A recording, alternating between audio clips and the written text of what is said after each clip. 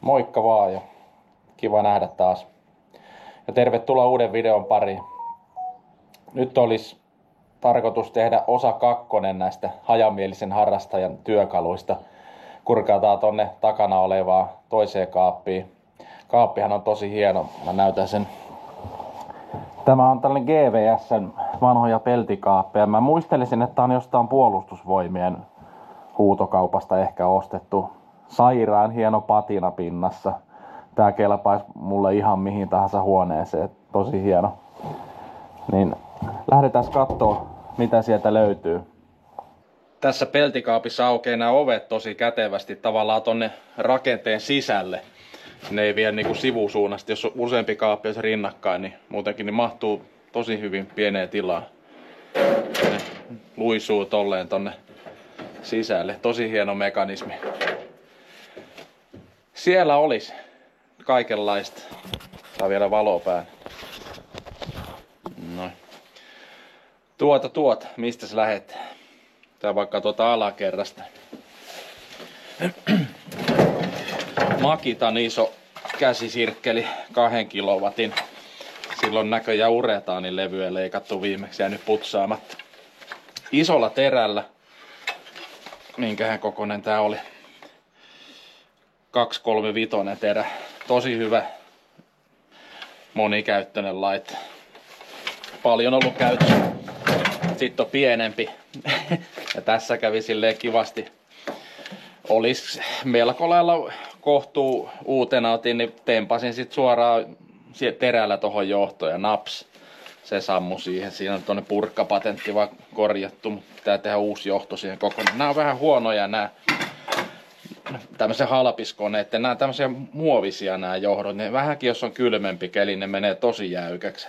Sitten on parempi kone. Esimerkiksi tossa toi Hikokin tää iso rälläkkä, niin tässä on heti tällainen niinku kumikaapeli. Tää on nytkin vähän viileä tää, niin tää on ihan taipusa, että tällä siinä pitäisi olla kaikissa. Ne pitää vaihtaa noihin koneisiin, mitä useimmin käyttää talvellakin, niin paremmat kaapelit. Tää on ollut hyvä timanttiterä mulla tässä melkein aina on ollut, että hionta tai noita niinku perinteisiä rälläkän juttuja, ne tulee tehtyä olla pienemmillä, mutta sitten jos jotain noita tiiliä tai muuta tuommoista kovempaa, niin tällä on tullut sitten veettyä, käy niin paljon nopeammin. Siellä on yksi epäkeskokone, ei sen kummempaa sanottavaa siitä. Sitten tää on joku tällainen kaiveruskone. No se on ihan täysin käyttö. Onko yllätys? Joo. Sitten tuolla, no tää oli niitä hiomakoneita, mitä oli tuossa toisessa kaapissa pari laatikkoa, niin sekin on ollut käytössä. Käsikutteri. Tää on ollut ihan kyllä jonkun verrankin käytössä. Nyt on toi oikotaso höylä, niin sillä tulee nyt sitten ehkä enempi höyläilty ja tehty, ellei sitten on joku sellainen kiinteä kohde, mistä pitää vaan saada pintaa höylättyä, niin tällä sitten tehdään ne. Pistosaha. Ihan hyvä laite. Sellainen on vähän kattellut semmoista toisenlaista, pitäisi hommata, missä pystyt vetämään niin kuin vaikka levyn alapuolelta. Se on vähän eri mallinen, niin sellainen pistosaha voisi olla. Tossakin on muuten terä aivan loppu. Tuossa huomasin, kun asentelin jokunen vuosi sitten vinyylikorkki lattiaa, niin se materiaalikin tuntui kyllä syövän noita teriä tosi paljon, että en tiedä mikä, onko se vinyyli sit siinä niin kova, ne ei ole terät oikein kestä. Tiedättekö mikä tää on? Ei ollut kertaakaan käytössä. Tää on niinku tällainen, periaatteessa kipsilevyihin pystyy ruuvaamaan ruuveja, mutta en tiedä miksi ostin. Tää on ollut niin kauan kyllä täällä kaapissa, että se vaan kiertää liian nopeasti. Mä en tykkää, että sen takia tuonne akkuporakone on paljon kätevämpi siihen hommaan. Joutais kyllä heittää pois. Itse asiassa nyt se taitaa lähteä. Heippa. Tuo hiomakoneita 1, 2 on tommosia hiirikoneita. Näissä kummassakin on ollut toi tällainen tää hioma. Tää on niinku, mikä tää tänne säiliö kautta suodatin vissiikin.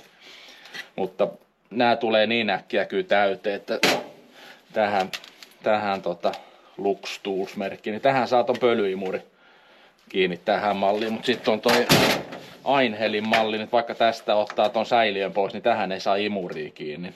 Tää on tommoseen muunlaiseen hiontaan sitten hyvä. Sitten kerrosta ylöspäin. Siinä on yksi rälläkkä Parkside Lidlistä. Ihan ok. Toinenkin Parkside. Naha, no niin, niitä on kaksi. Hyvä. Nämä oli mun mielestä semmosia niinku pehmokäynnistimillä olevia, että jotkut mallit on semmosia, kun pistät virran päälle, niin se potkaisee silleen. Niin mä oikein niistä tykkään. Näissä on ihan hyvä se pehmokäynnistin. Ei lyö ranteille, kun pistää sen käyntiin. Sitten tää on tuntuu, että lisääntyvässä määrin tänne yleistyökalu. Saa erilaisia teriä. Tosi hyvä, että onkin ahtaaseen paikkaan pitää katkaista jotain tai tehdä uraa tai mitä vaan. Niin tää on ihan kätevä semmoisessa hommassa. Toi terä niin kuin oskilloi tossa, että jos ei ole ennestään jollekin tuttu, niin tuolta saa terän vaihdettua, kun avaa ton kuusiokoloruumin. Sitten on yksi puukkosaha. Tästä on näköjään irronnut se sellainen suojametalli, mikä tulee tuohon. Einhelin koneita mulla on ollut, no akkukoneet, että joskus tuli aikanaan semmosia ostettua, niin en oo sit lähtenyt merkkiä vaihtaa. Et nyt jos pitäisi uusi akkukonesarja ostaa, niin en mä ainakaan Einheliin enää ole. Ryopilla tuntuisi oleva aika hyvä valikoima, niitä on sit joka paikassa niitä koneita saatavilla. Sitten on Milwaukeeta ja vannoit. Mutta tällaisen harrastelijakäyttöön niin Einhelillä on ollut ihan tarpeeksi hyvä valikoima ja ei ole pahaa sanottavaa kyllä niistä. Sitten on sähkökäyttöinen puukkosaha. Siinä on vähän pitempi terä. Taisin tuossa ikkunaremontissa jotain karmeja sahailla tällä. Ihan hyvä kone. Tääkin on joku ihan pilipalimerkki Powercraft. Ainakin 15 vuotta ollut ja vielä toimii ihan täysin. Ei ole mitään valitettavaa siitä. Sitten on tonne myllytyskone. Se on saa auton maalipintaa myllytettyä ja mä oon kyllä jotain muuta tällä tehnyt. Mitähän se mahtoo olla. Tää pyörii niinku paljon hitaammin kuin tollanen perinteinen rälläkkä. Tuossa on 600-3000 kierrosta. Katsotaan paljon rälläkässä on. Siinä on mun mielestä aika paljon enemmän. 3000-12 000. Tällaiselle ei oikein mitään myllytyshommia tehdä, mutta tällä saa tarpeeksi pienet kierrokset säädettyä. Niin semmoisen, jotain mä silloin tehnyt, että se on tarvinnut pienempää pyörimisnopeutta. Tällä ollaan tehty ne sitten.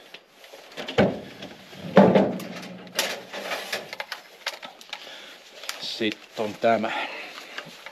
Mikähän tän nimi nyt oikein virallinen nimi. Siis käsijyrsin. Teriä pystyy vaihtamaan. Jotain profiilista päätellä, jotain pyöristyksiä ajanut johonkin lautaan. Itse asiassa tätä mä tarvin vielä tänään tuossa yhdessä toisessa hommassa. Laitetaan se tonne sivuun. Mut sitten vielä ylöspäin. Katsotaan nuo sähkökalot. Siinä on kuuma ilmapuhallin. Ei tarvinne esittelyä sen enempää. Tuonne Einhelin vehkeitä. Siinä on toi akku, tää rälläkkä. Te varmaan huomasitte, että mulla ei osaa oikein missään rälläköissä on noita suojuksiakin, kun niitä on kaikki. Joka vehkeessä on nää suojakopat irrotettu. Mä en noin niitä oikein tykkää. Ne rajoittaa jotenkin sitä mun tekemistä liikaa.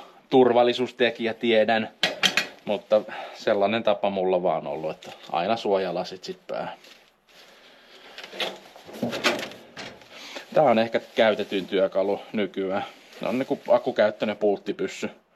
Auton rengashommissa sitten jos on paksumpaa tai pitempää ruuvia, niin ihan sellainen korvaamaton laite, että miten onkaan tullut ennen toimeen ilman tällaista. On tosi hyvä.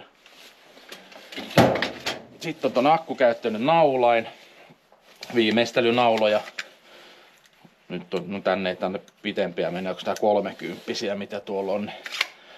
Ostin, kun katoin, että Ryopilla ja jollain muulla oli vastaava malli, mutta oli kyllä aika pettymys tää. vaikka säätää sen täysille, niin ei se oikein, ei siinä teho riitä, että se on vähänkään paksumpi lista tai jotenkin kovempaa tavaraa, niin se ei lyö sitä naulaa tarpeeksi syvälle. En oikein tykkää. Se vähän jäänyt kyllä käyttämättä tämä pyssy. Siinä oli noin sähkövehke. Sitten mikä putosi? Ei hetki. Täällä on muuten ton Ainhelliin ton akkusahan toi. Tää suoja. Tää onkin hyvä. Se löytyy nyt. Pari taltaa. Näitä pitäisi ostaa lisää. Joku pari. Niitä tuntuu, että vähän niin kuin noissa puuhommissa tarvisi enemmänkin olla eri kokoja. Teillä ottaa joku leka vartta. Ja saa jäädä ottamaan. Sitten on tuonne kulmaistukka, että jos laittaa poraan tohon kiinni ahtaassa paikassa, niin saa porattua. On jos jossain hommassa käyttänyt, on ollut ihan kätevä. Sitten on tommosia, mikähän tääkään oikealta nimetään, tällainen klipsi, jota jos tarvii letkuja. Autosta vaikka joku syylärin letku pitää, niin kun, jos irrottaa syyläriä tai mitä tahansa remppaa, niin tuolla saa puristettua sen letkun yhteen ja sitten tuolla sen saa niin lukittua. Niitä on eri kokoisia. On autohommissa ihan hyvä olla tuollainen sarja. Vasaroita, ihan perus. Tuollainen kuminuija ja sitten on vähän toisenlainen. Täällä oli jotain painoksi jotain vaan tuolla sisällä. Itse asiassa tää on pojaa, mutta se on eksynyt tänne. Nyt on vielä yksi kuminuija. Sitten on tollanen pienempää naputtelu. Vasar kevyt. Sitten on tollanen 2 kilon moska. On lyöty kyllä kovaa. On kätevän kokoinen ja tarpeeksi painava. Sitten tiedättekö mikä tää? Tää on niinku muurarin vasara. Tullut muuraustouhua jonkun verran tuossa opeteltua, niin tuolla saa niinku tiilen lyötyä vaikka poikki ja muotoiltua sitä. Niin ihan kiva laittaa. Mun mielestä se on nätti työkalu. Siinäkin aika näkee. Tääkin oli mun mielestä Bilnesin vasara. Ei, kyllä se jossain lukee, mutta ei nyt silmään satu. Rengaspainemmittari. Tää on ilmapistooli. Piilteman hinta-laatusuhteeltaan on hyvä. Tykkään, että on iso taulukko ja siitä on tykännyt. Sitten täällä on noita monitoimityökalu, noita teriä.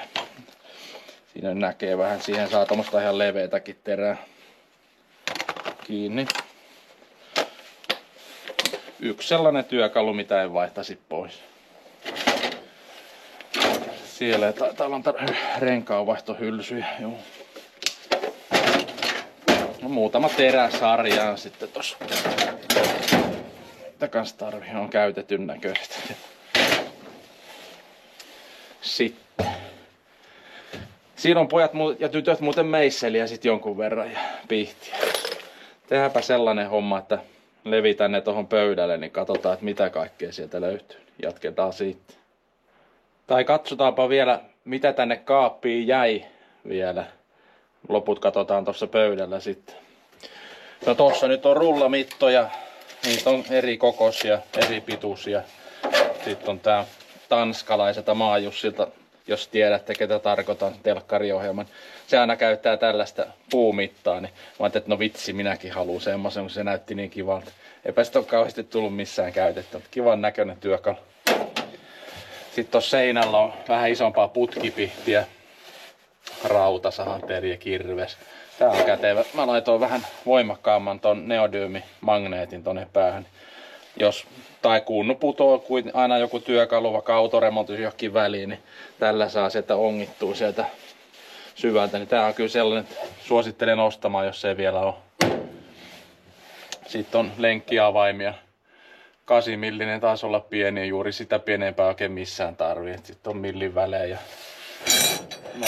Magneettilistat, niin nämä isoimmat ei pysy. 2/4 taisi mulla olla isoin. Kun ei noita raskaampia koneita harrasta, niin nuo koot riittää. Sitten on jotain satunnaisia tuumakokoisia.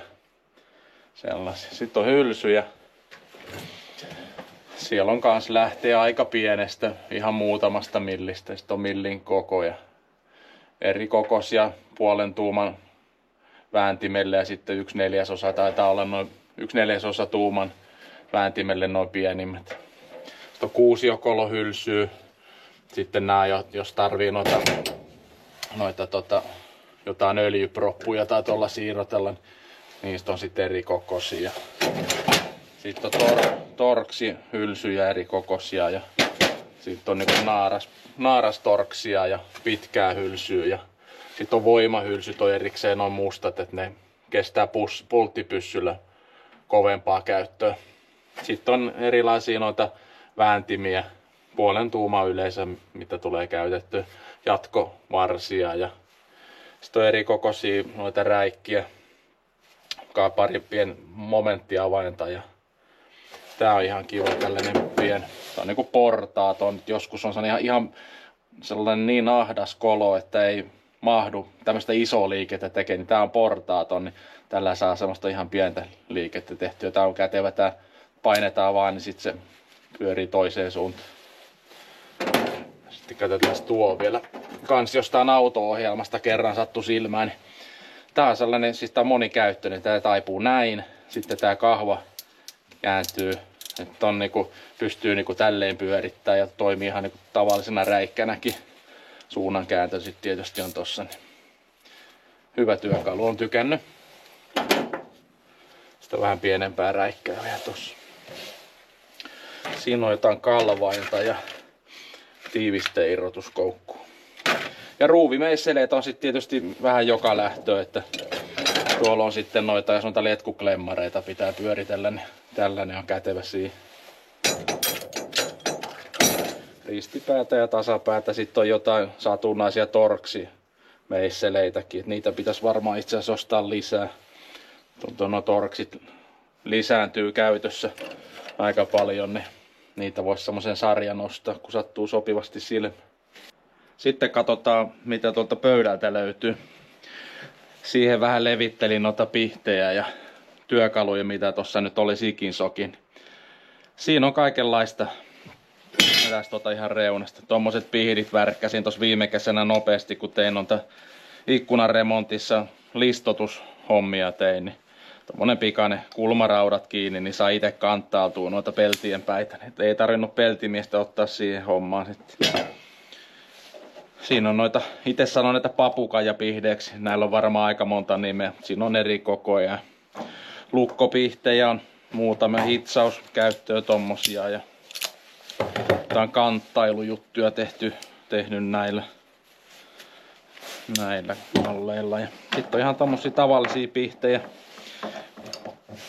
Modasin johonkin käyttöön, piti jotain puristaa, niin päät taivutteli. Vähän pitempään, jos on joku ahtaampi kolo, niin noilla ylettää sinne. Sitten on noita lukkorengaspihtejä on erilaisia. Niitä on ne pari eri toimintaa tapaa tälleen kun puristaa, niin se menee kiinni päin ja sitten on sellaisia kun puristaa, niin se menee auki päin. Että eri toimintoja erilaisille lukkosokin. Parit sivuleikkurit ja apikopiidit, nämä on huonommat, mulla on paremmat jossain, näille ei kyllä tee mitään. Ne lähtee metallikeräyksiin. Jakareita eri kokoisia. Sitten on peltisaksia, tommoset pihdit ja lyöntituurnia, erilaisia eri kokoisia. Tarvii aina vähän milloin missäkin. Muutama puukko siinä. Tuolla on popnittipihdit, pari noita kaapelin kuorimispihtejä. Tossa on joku kanssa Lidlistä näköjään. Se mä oon kyllä varmaan joku tarjouksen orja, että tulee, tunnustan kyllä, että sattuu joku halvalla tulemaan vastaan, niin aina sit pitää ostaa. Tossa on jotkut tosta puristuspihdit saa sähkökaapelin päähän, jonka sen kaapelikengän saa puristettua näin. Ne on siihen käytty.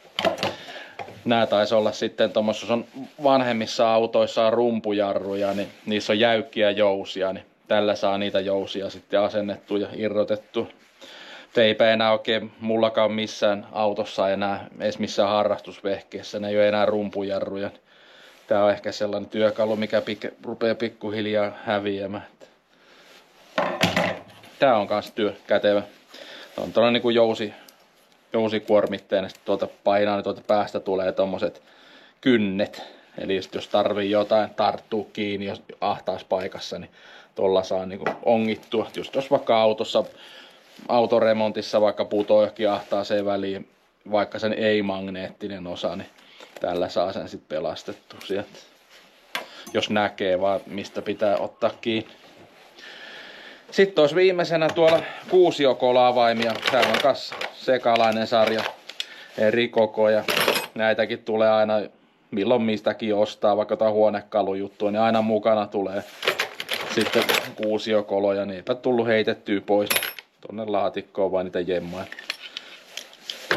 Hyvä olla eri kokoisia. Neos, kuulkaa nyt siinä. Nyt tiedätte millaisella kalustolla mä yritän tässä harrastaa, että enempi pitäisi olla ja laadukkaampia vehkeitä, mutta hei, näillä mennään mitä on. Vuosien saatossa tullut kerättyä, niin oishan se hienoa, kun olisi oikein milvaukeita tai kaikkea seinät täynnä niitä koneita, mutta en näe enää mitään järkeä lähteä tavallaan uusimaan, kun näilläkin tulee toimeen, niin näillä tehdään ja yritetään. No niin, nyt olisi työkalut esitelty, niin eiköhän ala puheet riittämään, niin voisi lähteä vaikka oikeita töitä tekemään välillä. Tuolla olisi sisällä yläkertaan menevien rappusten kunnostus seuraavaksi. Siellä on tollaset epäilisin 60-luvulta olevat puiset portaat johtaa yläkertaan, niin niihin pitäisi nyt tehdä kunnostus, hionne ja maalata, niin jatketaanhan sen videon parissa vaikka ensi kerralla. Niin kiitoksia sulle kun katsoit, niin palataanhan taas. Moi!